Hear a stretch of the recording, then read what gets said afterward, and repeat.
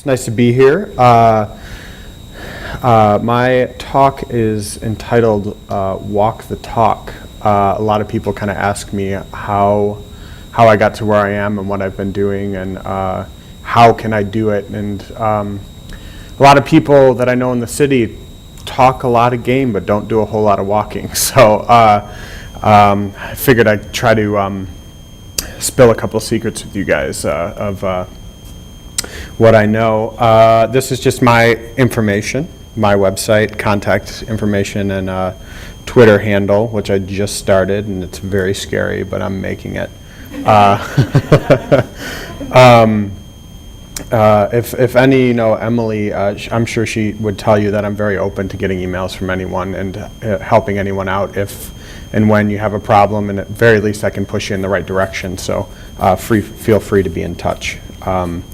But as for my background, I started, I got interested in design in middle school, and I had some friend that's mom was a photographer, and it seemed like a good opportunity to start learning some software when I was really young, so I kind of hung out at her studio and was learning Photoshop and at a very early age, and then actually took my first freelance design job when I was 15 for a dance studio, laying out their program, and it was a mess. So I was pretty lucky that in high school I didn't have this cloud hovering over me that I was like, what am I going to do with the rest of my life? I was really excited about design. And that kind of passion led me to check out a school in Chicago, Columbia, and I ended up getting into the school, went there, and when I came to Chicago, I knew that I didn't have enough money to finish a 4-year program. So what I ended up doing was took all the design classes I could at the school and then jumped out and found a job immediately. So I started at this marketing firm designing junk mail for FedEx basically for like 5 years. And as brilliant as the team was there and really inspiring and great people, the work was just boring and treacherous. And on top of that, I had to do it a lot of my day. Being a designer, kind of, you typically fall into these jobs at like 9 a.m. to question mark. You can really get stuck at a place for a while. So once as I was there, I realized I didn't want to be on the computer as much. So I started doing these little experiments with hand-drawn typography and collage stuff. That was just this fun stuff that I did on the side for a while.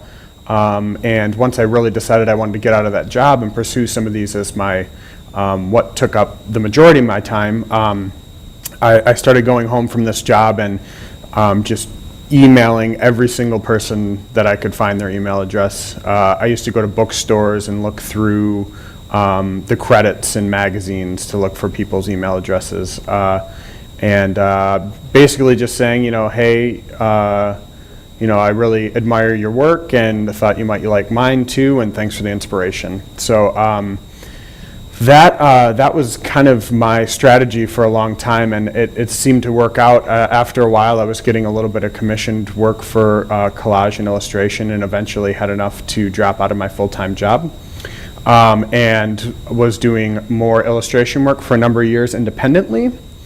And the kind of thing that I was doing was basically calling friends that worked at agencies, and every 1 week a month, and was like, hey, do you have like 4 days of work so I can pay my rent? And then the next 3 weeks was just like art freak out zone until I ran out of money.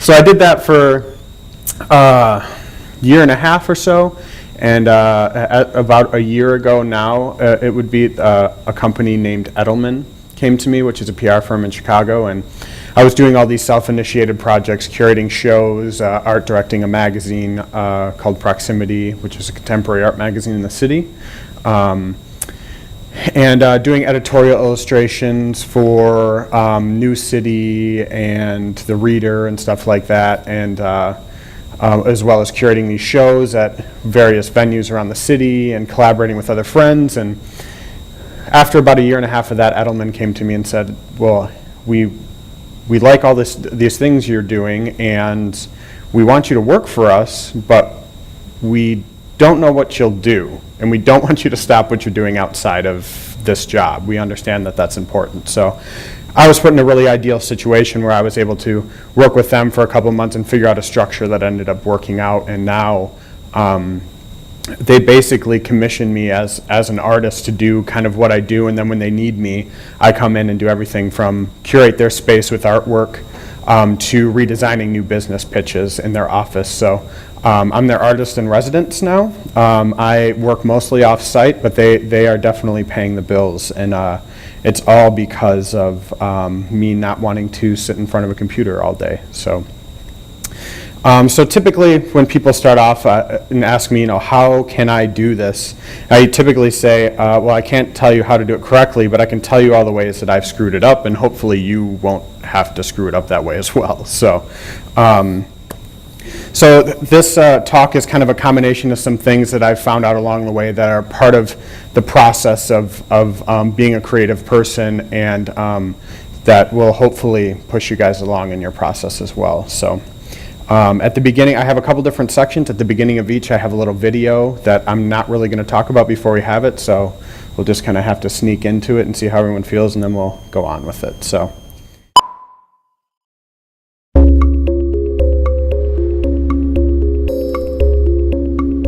The idea is today that with a laptop and iPhone, you can work anywhere. But even today, I think there's something about coming to sit at your desk that kind of stops you becoming completely nomadic and drifting away entirely.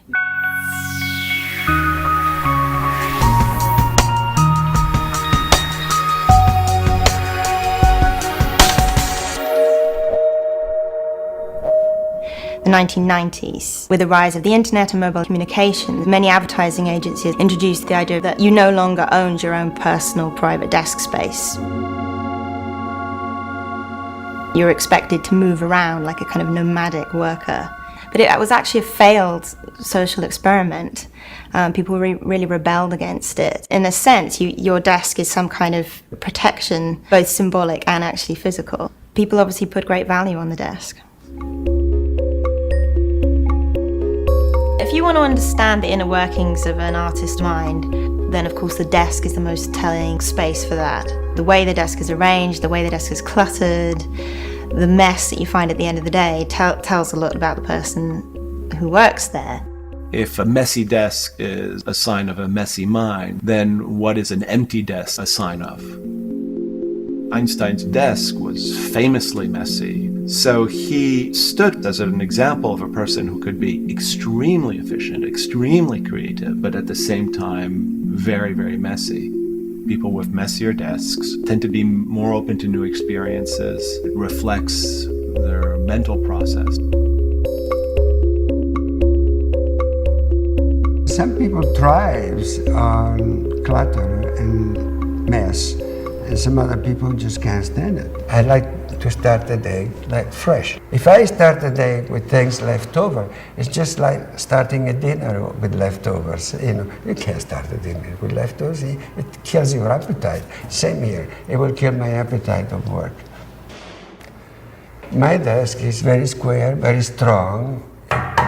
It's very important to have a place where you work that is in sync with yourself. And this is one of the reasons I like this desk. I love it, and it loves me. So to speak.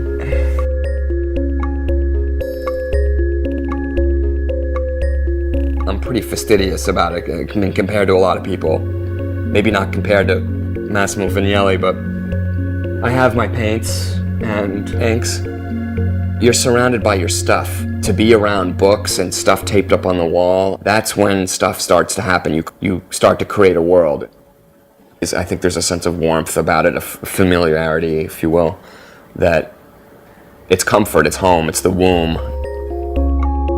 I suppose the thing that I always take with me from desk to desk, and is what defines my space, is a sign I had made which says the desk of Alice Twemlow. That's very symbolic to me. Wherever I sit that down, that's my desk.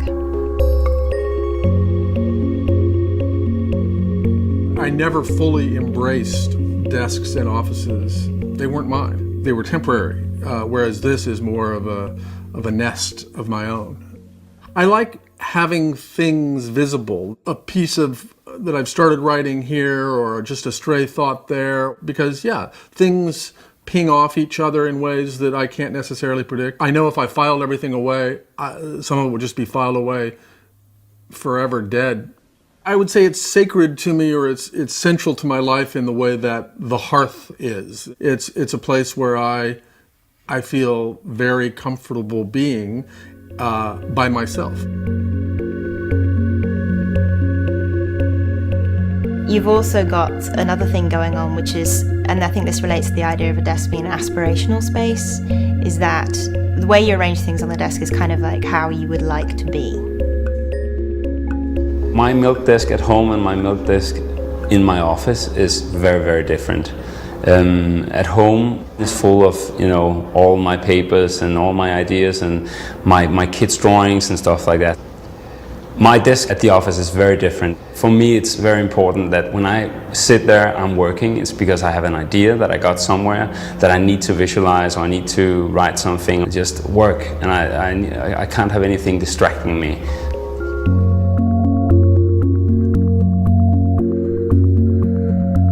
We see that the people want to open up, where it is okay if a person talks to the other one, is exchanging ideas, maybe even an exchange about private life, that they really know with whom do I work with.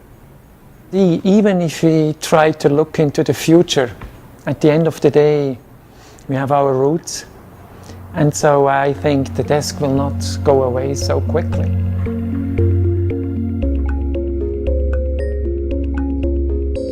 We're not completely liberated from the desk. We're sort of halfway between this idealized notion of the completely nomadic worker and the desk-bound robot. The reality of life today means that you can't always be there. And in fact, you have to take that idea of that working space with you. Probably what's going to happen in the future is that the desk becomes more a state of mind than an actual physical place.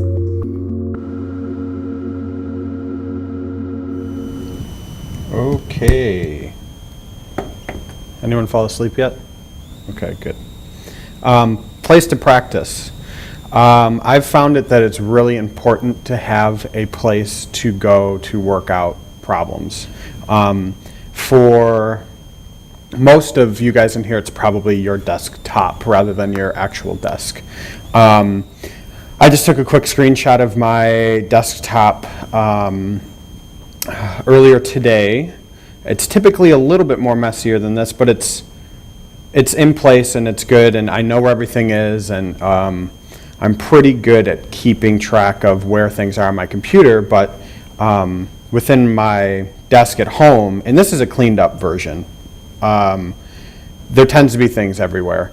And I've found it really important to have this studio practice that I can go to a desk and have the opportunity to explore and not necessarily have a destination, and also have things, have some momentum and some things around me on the desk that can stay there and I can come back to. So typically, if I'm working on my computer and I'm working on a file and I need to go back to it, I usually close it and open it back up. But within my office, I'm able to keep some of these things right in front of me, and I can riff on one thing or another while I'm doing other things and see.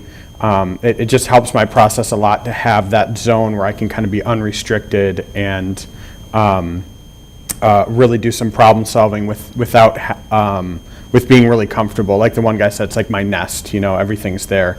I know a lot of people that have kind of mobile workspaces within the city, and I typically when I'm doing design work, I am very mobile. I did most of this presentation while sitting on my couch today, just because sometimes, you can get, as much as you love your permanent space, it's nice to have a change of pace. So I also like the coffee shop across the street, which is an easy place to go and kind of put your headphones in and rock out on something. This is a view from the office that I work in at Edelman during the day. and this is another studio. The one I showed earlier was my home studio. This is a studio that I share with 7 other guys in the city called the Post Family. And it's a group of mostly designers that kind of had the same idea as I did, is that, you know, we wanted to get back to creating things with our hands and not be on our computer so much. So I definitely, my home studio is very much my nest, and I solve a lot of problems there, but it's very nice to have these other places. I mean, I work at friends' houses sometimes while they're doing other things, you know, like, and people have gotten very used to within my, this studio, the Post Family studio, as well as my home, is when they come over, a lot of the time I'm working, and I can still be involved in what's going on in the space, but I really like that buzz of just things going on while I'm creating things. So it takes a while to kind of figure out what is the most comfortable scenario for you, but I definitely say that it is beneficial to kind of carry on that studio practice after you get out of school. You guys, I'm sure you guys have beautiful studios here, and you're working with your friends all the time, and typically when you leave school, a lot of designers don't keep that studio practice. So I would urge you to try to keep that when you guys leave. It's been extremely beneficial for me. Nobody tells people who are beginners, and I really wish somebody had told this to me, is that if you're watching this video, somebody wants to make videos, right? And all of us who do creative work, like, you know, we get into it, and we get into it because we have good taste. Do you know what I mean? Like, you want to make TV because you love TV. You know what I mean? Because there's stuff that you just, like, love, okay? So you've got really good taste. And you get into this thing that I don't even know how to describe, but it's like there's a gap. That for the first couple of years that you're making stuff, what you're making isn't so good, okay? It's not that great. It's really not that great. It's trying to be good. It has ambition to be good, but it's not quite that good. But your taste, the thing that got you into the game, your taste is still killer. And your taste is good enough that you can tell that what you're making is kind of a disappointment to you. You know what I mean? Like, you can tell that it's still sort of crappy. A lot of people never get past that phase. A lot of people at that point, they quit. And the thing I would just like say to you with all my heart is that most everybody I know who does interesting creative work, they went through a phase of years where they had really good taste. They could tell what they were making wasn't as good as they wanted it to be. They knew it felt short. You know, and some of us can admit that to ourselves, and some of us are a little less able to admit that to themselves. But we knew, like, it didn't have this special thing that we wanted it to have. And the thing I would say to you is everybody goes through that. And for you to go through it, if you're going through it right now, if you're just getting out of that phase, or if you're just starting off and you're entering into that phase, you got to know it's totally normal. And the most important possible thing you could do is do a lot of work. Do a huge volume of work. Put yourself on a deadline so that every week or every month you know you're going to finish one story. You know what I mean? Whatever it's going to be, like, you create the deadline. It's best if you have somebody who's waiting for work for you, somebody who's expecting it from you, even if it's not somebody who pays you, but that you're in a situation where you have to turn out the work. Because it's only by actually going through a volume of work that you're actually going to catch up and close that gap. And the work you're making will be as good as your ambitions. In my case, like I do a national radio show, right? Like, I make my living at this. I've made my living at this for a long time. And you know, won the Peabody Award, like won all sorts of prizes, like 1.7 million people listen to our show, and they listen almost through the entire show. Like, people love our show, right? Like the show that I make with my coworkers, and so I'm in a place like I'm done, right? I've mastered this thing. But I got to tell you, like I took longer to figure out how to do this than anybody I've ever met. I'm going to play you a clip of tape from my 8th year. Like, I started in public radio when I was 19 at NPR's network headquarters in Washington. So, a big news organization, had a really, like, peachy set of jobs. And, like, I was always a good tape cutter, but I was a horrible reporter. I was horrible at the thing that you're setting out to do with these video pods. And so this is a tape from year 8.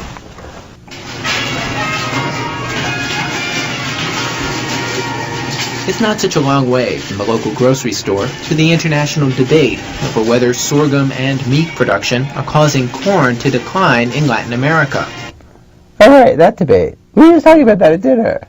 There's a general air of prosperity here, partly thanks to Mexican imports of U.S. grains, which helped boost our farm economy.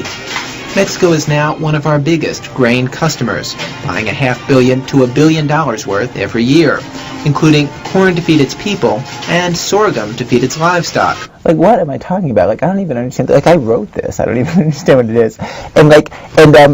And okay, also, like every part of this is ill-conceived, okay?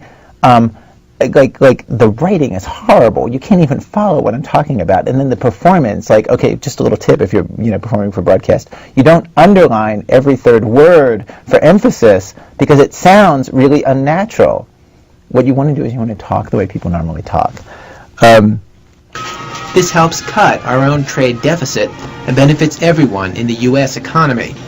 But in Mexico, this policy has led to fewer tortillas for the poor and unappetizing tortillas for everyone else. Again, like, this is like the most moronic kind of, like, it doesn't mean anything. And it's hard. It's actually kind of an interesting story, which I'll say to you in a sentence, which is, because Mexico produces a lot of stuff that they ship to the United States, tomatoes and all sorts of really, like, wonderful food that we eat here, they don't make enough corn for their own people.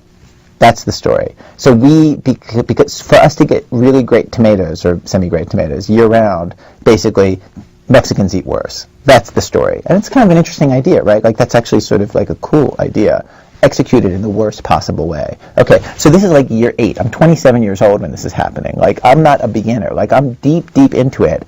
And I guess I'm saying, like, it takes a while. It's going to take you a while. It's normal to take a while, and you just have to fight your way through that, okay?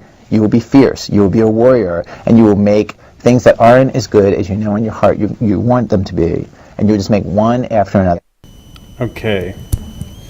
So, Ira Glass. Touched on a couple different points there, but one I'm going to kind of key in on is trial and error. I've found that trial and error is, you beat yourself up over trying to get something right, and I have finally gotten to the point where I accept trial and error as part of the process. You're never going to get anything done right the first time, the second time, the 30th time. There's always going to be trial and error involved. And for you to not be able to work through that is going to hinder your performance. So the sooner you can realize that trial and error is part of the creative process, the better off you'll be. So I have a specific project that I'm going to talk to you guys about real quick. This was a desktop background project that someone asked me to do. It's called 5 O'Clock Anywhere, and the idea is that this is a screensaver that comes up, and in Central Time from Chicago, from 5 to 5:59, it says Chicago, and as soon as it clicks over to 6, it goes back a time zone and it switches cities, and it goes 5 o'clock and then it goes around the world and follows the 5 o'clock hour from city to city. So my city was Buenos Aires. What I'm doing here is just kind of exploring with some pens and figuring out what kind of type that I'm looking for. One thing that I've realized with type is that as soon as you realize that you can use something other than a pencil, the possibilities are infinite. Like, I was trying to mimic this type that I have seen for years and years just with the pencil, and was getting pretty good at mimicking specific type or brush strokes and things like that with a pencil. But as soon as I put like a fat chunky marker in my hand, it's like, wow, this is super easy. So if anyone's really digging deep into type, dip a Q-tip in some ink and draw with that for a little while. So these are a couple studies. Finally figured out where I was heading. These are a very small amount of type illustrations I did for the specific project. And to pull one thing out specifically, I drew the letter B 30 times in order to get the one that I wanted. That's a 3% success rate. And I mean, I've been doing type for, not a huge amount of time, but I'm pretty confident in my skills in that. And I am still at the point where, 3% that's a treacherous rate. Like, you wouldn't want to get that on a test. That's for damn sure. So this is the finished type from that project. And did I really leave my phone on? That's wonderful. Sorry, guys. This is the finished desktop for it. And I believe we're going to... Embrace the accidents. This is something that, okay, now we're really going too fast. Okay, so embrace the accidents. This is another thing that I have struggled with for a long time. Of you just are grinding away at this one problem and you're trying to figure out how to get to your solution. So recently, I did a new body of work for a gallery in New York. And it was the first kind of grouping of work that I had done since my very first solo show a year previous. And I was doing a whole bunch of kind of shape and color studies, really small, 3 by 5 inches. So I got all this work.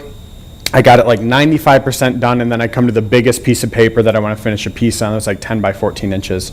And all these other pieces I did in about, I did 5 or 6 pieces in about a 2 or 3 week span.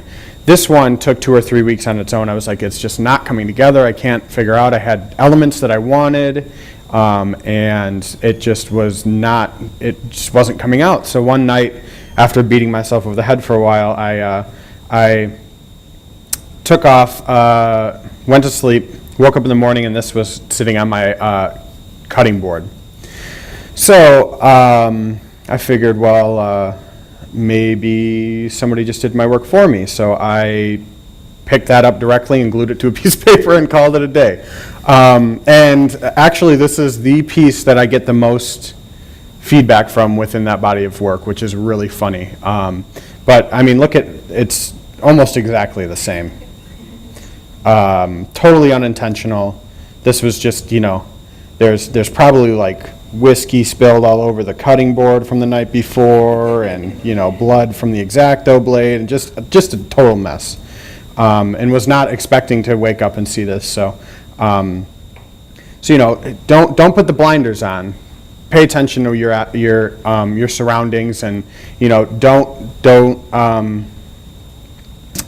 don't write anything off as not being inspiring. There's always something that you can pull that could influence your final decision when pushing forward on things. So.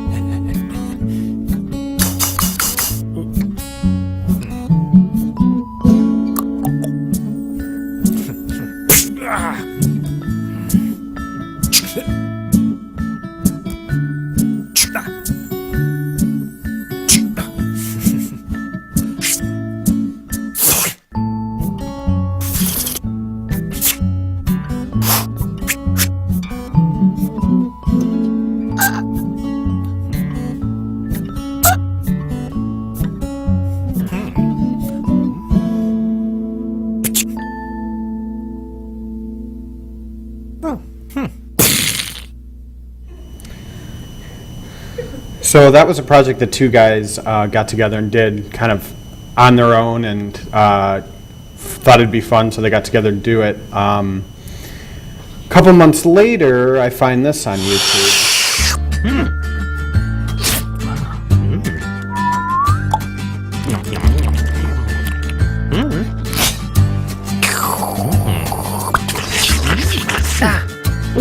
Right now, share any size icy cold Coke or any other soft drink, including sweet tea, for just $1.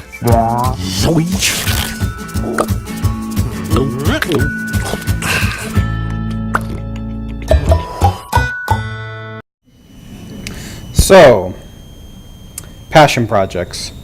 I found that this is a big part of what I do, and it's gotten me to the place where I am creating projects for myself and kind of exploring on my own time and not having someone else direct me in one way or another. You know, I've had a couple people tell me, you know, if you really want to feel successful and be happy, the things that you're doing in your spare time should probably be what you're doing for a living. So when somebody told me that, I kind of took it to heart and started developing these projects on my own. Of, okay, at one point in college, I was doing these studies where I would do Google image searches of 3 different words and find images and then try to make something out of those 3 images. But just things to keep my, keep my gears turning and kind of get out all of that creative energy that you can kind of feel like is cramped up inside sometimes when you're working on specific projects. So because I have kind of made this a big part of what I do, even when I did have the full-time job, people now more and more are coming to me and asking me for those kind of side project things. Because I'm not only putting up client work on my website, I'm also including studies and little explorations that I do on my own time. So one specifically that I've been doing for a while that I talked about earlier is these collage studies. So I put together a body of work 2 years ago now for my very first solo show, and I was really excited. My mom was proud of me, so that's like all that mattered, and it was awesome. But after I got done with it, I had a really hard time creating work again because I just went through this, I just like totally emptied out my brain of everything I can create. I made over 90 pieces for this show. And so once I got done with it, and I still loved collaging, but I just could not commit myself to doing finished pieces as much as I did before the show. So I started doing these smaller collage studies. And the idea behind these is I tend to be the kind of person that needs to sit down and finish something, like start to finish, and have a result at the end. So some of my other friends that are fine artists are working on paintings for months and years. I have one of the guys from the Post family, the studio I share with, his mom has a painting in her studio that she's been working on for 11 years. It's like I could never ever do that. So the idea with this kind of exploration was, all right, if I know I can't do this, why not try to do the complete opposite? Why not sit down with a small piece and try to make as many pieces as I can in a short amount of time as I can? So typically most of these are take between like 7 and 12 minutes each to do, and I have a bag of clippings that I just kind of always add to when I'm flipping through magazines or something. So I have like a little bag of clippings. I might actually have one. Let's see. So I have this bag of clippings, so I'm not actually looking for a lot of material while I'm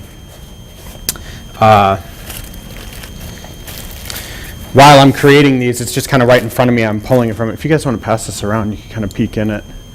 And if you're not interested, you can pass it on. I won't be offended. So I sat down and started making these small collages, and I've done about 100 so far in about a year's time, and it was just fun. It was easy to do, and there was no pressure because they weren't for anything specific other than the internet, and who looks at the internet anyway? Like, nobody's going to see everything, so they can kind of just fade out in the background if they suck, so it doesn't matter. So after I kind of got a lot of these done, I put them up on Flickr, and eventually a gallery asked me to show some of these, and which is always really great, but typically it doesn't have a direct financial reward showing in a gallery. Sometimes it does, but more and more often it is more difficult to sell things in a gallery. So it's always great when I get stuff up on the wall, but you know, I'm hoping for a little bit more out of the pieces that I'm making, and I got lucky enough that somebody saw this grouping of illustrations, and this is Frank Chimero. Does anyone know Frank Chimero? Google this person, Frank Chimero. He is an extremely inspiring guy. He is a teacher at Portland State, and not only is his work really good, but he knows how to talk about it in a way that people can actually understand. Because so many designers and fine artists have all this lingo and things, and I'm just like, I don't know what you're talking about, but he's very concise and easy to understand. So he was at this conference called Cusp Conference in the city. They had asked me to come, saw my collage work, and said, hey, would you come and do illustrations for each speaker at this conference? And I said, yeah, I'd love to, but I don't draw people's portraits. I glue things to other things. Like, how is that ever going to be a portrait? And they were like, no, it's cool. Like, we like it. We want it to be different and strange. And I was like, all right, cool. So luckily I was there, and I just kind of found the weirdest screenshot I could find of one of the speakers there. And Frank was really inspiring to me. So this is the piece that I had. This is kind of a process shot of the piece that I did for him. And this is kind of the final piece where there was about 25 different speakers. I did one of these small collages for each of them, and while I was actually watching them, I was writing down either colors or quotes from their talk, and eventually was able to leave from there and have some notes that I can put together these pieces, and everything was paired with a quote from their talk. So use your world as a laboratory really rang true to me, and kind of made my job easy on this illustration because I could really do whatever I wanted, because that's what Frank says to do. Explore. All right, I'm going to do that. I'm gluing it down and I'm going to send it to you. So that was an easy one to do. But I did do, about 25 different illustrations for different people. So, all right, we go into this is my favorite transition in Keynote, by the way, the fire transition. I'm really excited about that one. I never get to use it in client presentations, so I figured I can use it here.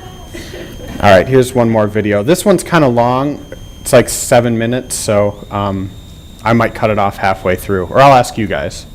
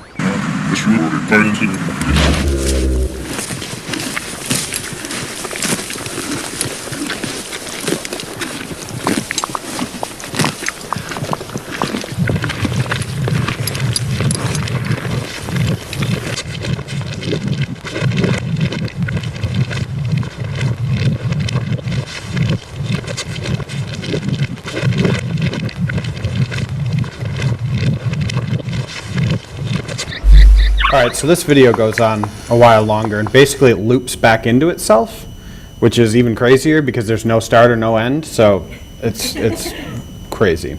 But collaboration, that was two different guys, David Ellis, who's an illustrator in New York, and a fine artist, and a guy that goes by Blue that I think is in Europe somewhere, but he does a lot of like wall stop motion stuff, and that's kind of where the idea came from. But the idea of collaboration has been a big part of what I do as well. Just the pure fact that, like, you know, the simplest thing is, you know, two heads are better than one, you know. Those guys individually could not have done that on their own, not let alone the two artists, but they had a video person there shooting the whole thing. I'm sure they went on and looked for a location in order to do it and had people involved in that. You can't do everything. Like, just get over it. It's not going to happen.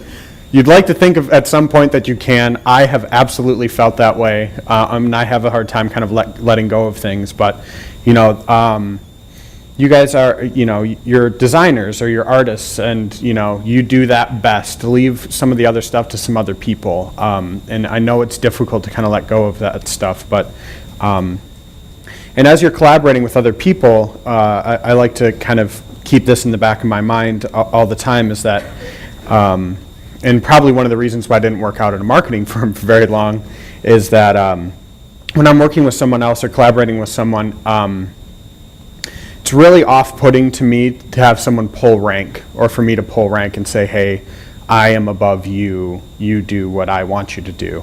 I try to keep a lot more open mind about what I'm doing and understand that anyone that you're working with, you have the potential to make something that neither of you guys can do individually, and work on the same level. You know, even if your skill levels are different, if somebody's been working on it longer than you, working on a skill or something specific longer than you and are maybe better at it, there's always something that other person from left field can add to it and make it completely different and really push it farther than it could be. So I'm going to go into a specific project again here. This is some type that a buddy of mine, Will Bryant, who is another very inspiring guy, he's out of Austin. He he is like the king of collaboration. I think he does collaborative projects more than he does individual projects.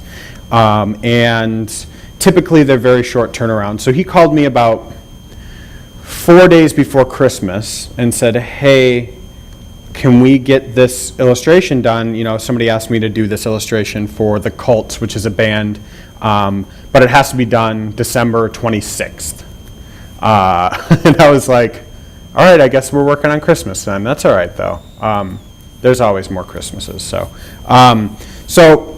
he sent me this type illustration and asked me to kind of put my spin on it. So I put together something like this, and I was actually kind of excited about this. I had the black sections on the bottom is one of those days when my scanner just wasn't working. It was giving me all this fractalized garbage when I was trying to scan things in. I was like, that's interesting. I'm going to take that and keep it in my back pocket. So I was excited to use that. It's not as exciting looking as I thought it would be, but it's exciting to me that's in there. And then some other clip paper. And when I sent it to Will, he was like, you know, it's good, but like, push it. Like, it can be better. There, you know, I know we don't have a lot of time on this, and you know, you want to spend time with your family, but like, you know, go for it. Spend 1 more hour and just do a bunch of Google search to see what you come up with. So that's what I did. And this was one image specifically that I just thought was hilarious because these people are swimming and they're smoking cigarettes. Amazing. I don't know if I have no idea how they did it, but they're doing it. So I found this image kind of randomly. I don't remember what I was looking for specifically. I was just looking for good images of people. And I did a couple Google searches for just the word cult, and all I was getting was people with masks on, which I thought was really weird. Never would have came to that solution on my own. So it's nice that, kind of Google knows all, so I can figure that out. So I figured I have this illustration. I dropped these people in with a type, and it wasn't really working out. I was like, well, why don't I just put some crazy masks on them, and now they're in a cult. Perfect. So when I sent this back to Will, he was super stoked about it. He was like, that's exactly what we needed. That's perfect. It's weird as hell, and that's what I like. So so this is a perfect example of I would have been done on that first comp. And now looking back on it, like, that was not exciting at all. Maybe it would have been if this didn't come out of some more exploration, but I never would have gotten to this point if I wasn't working with Will on this and him say, hey, you're better than that. Come on, pick it up, get it moving. So be open to hearing, constructive criticism, and try your hardest to give that to your peers. It's really, really difficult to critique each other, and especially once you get out of school, you will be very hard pressed to find someone that will give you their true opinion about your work. So if you have someone like that, keep them close, because it's worth its weight in gold. So, and do your best to give creative criticism as well. There's so many people, especially with the internet, people just dogging on other people about how this image came from that, or this looks like this other thing, and why this person ripped this person off. Who cares? Like, everything has been done before. You're always going to run into something that may look like something else. Like, just go at it and have a good time. And you get so much negative criticism online, and in day-to-day life, like, keep some people together that are close to you that can give you that constructive criticism and really help you kind of push your work along. So here is my list that is misnumbered. Awesome. Even better. That really ties down the whole thing. And again, I've done these talks quite a few times, so there's that trial and error again, right there. 3-3. So that's kind of a rundown of the 5 steps of things that I've learned along the way. And hopefully it helps you guys along your way too. Thank you very much.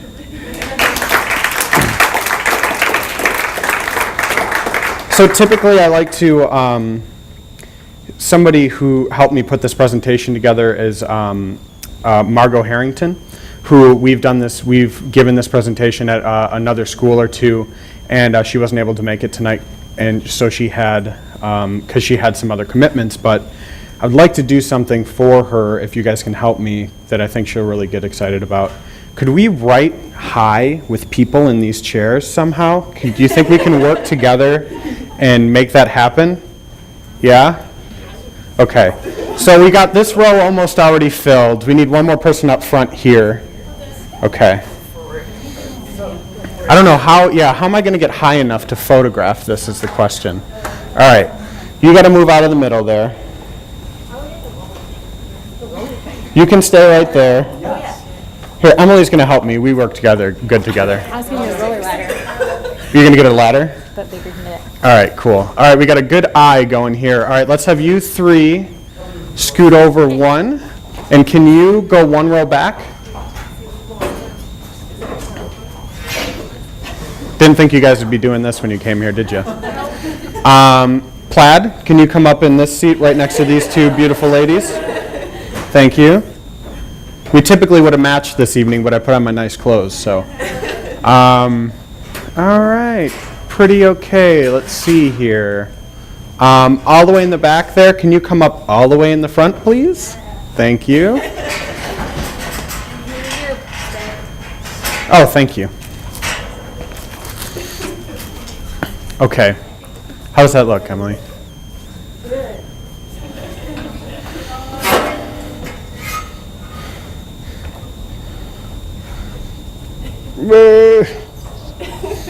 That's. Don't lean backward. No, we're good. I think we're good. All right, everyone smile, even though I can't really see your faces. All right, good. That's perfect. Thanks, guys. All right, so does anyone have questions for me? Typically, I like to tell people that presentation is supposed to be more of a conversation, but I got a little ahead of myself. I didn't say that to start with, so does anyone have any questions? No? Make your audience spell out words. No, I thought of that as I was in the middle of the presentation, and I probably will do it more now because it was fun. We should do the 3-bar vote. Yeah, let's make an ampersand. No, we would be here all night. No questions. Can I ask you guys questions then, if you're not going to ask questions? Is everyone junior and senior here? Is there? All right, who's freshmen? 3, okay. Who's sophomores? 3, okay. Juniors? A little bit more, all right. And then seniors. All right. Why do the classes get, well, I guess the senior students come to more talks probably because they're in the nitty-gritty of it and know juniors and seniors know what's going on. That's why there's less. Hey, freshmen and sophomores, get out there and tell your friends about these kind of things because it's like free education, man. Like, why not take advantage of it? Who cares if it's something you want to know about or not? You know, like, I go to random conversations in Chicago all the time that's just like, taxes for dentists. Like, you know, why not? It's free education. Take advantage of it while you can. You know, luckily in Chicago we have quite a bit of things that the Cultural Center run and independent galleries that are open to the public and anyone's able to go. And Emily is really good at finding those kind of things in the city, so meet Emily and ask her where those kind of things are. One good resource for those kind of things online is called onthemake.org, which is Chicago specific. That has a lot of gallery openings and talks and things like that on their website. And I'd like to say it's probably the most comprehensive list of that kind of stuff in the city. So also, this weekend is Art Chicago, which is the big art fair of the year in Chicago. It's typically very corporate and sometimes a lot of the work really sucks, in my opinion. But this year they have kind of pushed the contemporary part and the high-end conservative gallery part together on one floor. And it's going to be interesting because there's a lot of tension between the two audiences. And they're now on the same floor and having to deal with each other. So, it may be one of the last years that it actually happens this year. I mean, I almost kind of hope it is because there's so many other grassroots people putting together fairs of their own that are so much higher caliber than the kind of things that end up there. But if you have a chance, you're in the city Friday through Monday at all this weekend, check it out. It's in the Merchandise Mart. Typically you have to pay to get into that kind of thing, but if you go to the studio website that I run, thepostfamily.com, there'll be a link there in the blog that you can click and get free tickets to get in. So if anyone was looking for an excuse to go into the city, that's a really, really good one. It should be a lot of fun. So. Yeah, I mean, the only other things that I haven't said in my presentation that I kind of live by is just like always have a good time, bottom line. Like, there is no one's fault but your own if you're not having a good time while doing something. Also, I totally lost it. I just had a really other good one. I don't remember. It'll come back to me. Always, now I forgot the first one even. Let's talk about something else so I remember that other thing. Anybody else?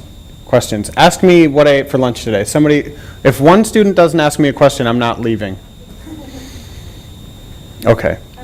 How long, were you working outside of school before you got into a setting like the post-family where you had people around you that you were working with? And how did that start? Well, when I was in school, I really had kind of thought I kind of figured out the world in which that I was learning so much more from my peers than I was from the syllabus or the teacher, and which is, more or less my way of learning. School works for some people, it doesn't work for others. It did work for me in such a way that I met some of these people in a studio setting that I was learning a lot from, and things that I would not have learned from being in a classroom. So when I left school, it was really a bummer to me to not have that setting anymore of people just eyebrow deep in work and all together in a studio or a computer lab just working on things and having a good time with each other, exploring, and not being kind of jaded by advertising jobs or late work. And so I realized I really liked that in school. I was lucky enough that once I came out of school, I had some friends that were a little bit ahead of the game, had been out of school for a little while and had jobs, and I would go out with them, and we'd be working on stuff, freelance or whatever, and we'd just be like, why don't we have a space in order to do this? We're always going to other people's apartments, and and it's always kind of like this off the cuff thing, but what if we just had a clubhouse that we could just go to and do whatever we wanted, and really kind of infuse each other with some of this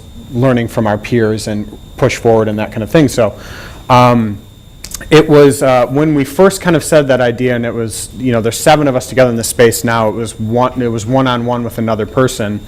It was 3 years from when we kind of thought that would be a cool idea to when we actually found the right people that we thought would be into that kind of a space, and the people that we can trust. And when we first all met together, I only knew one of those people that we met with out of the 7 really well. But he knew one other person really well, and that person knew the other person really well, so we were able to kind of through the transitive property, trust everyone that was in it and kind of just go for it. So after the first month or after the first time we met, it was about 2 months after the core group of us, we found a space, we signed a lease, and we put a bunch of crap in a room. And then we started to figure out what we were actually going to do. So another, part of that process for me was, everyone talks about these 3-year, 5-year goals. When we started the Post family, we had no idea what we wanted to do. We just wanted to be together making things, It was very, very much unplanned. It was a very organic process. We're going into our 5th year, which is the make or break year, I hear, of artist-run spaces. If you make it past 5 years, you can go on, but most artist-run spaces shut down after 5 years or less.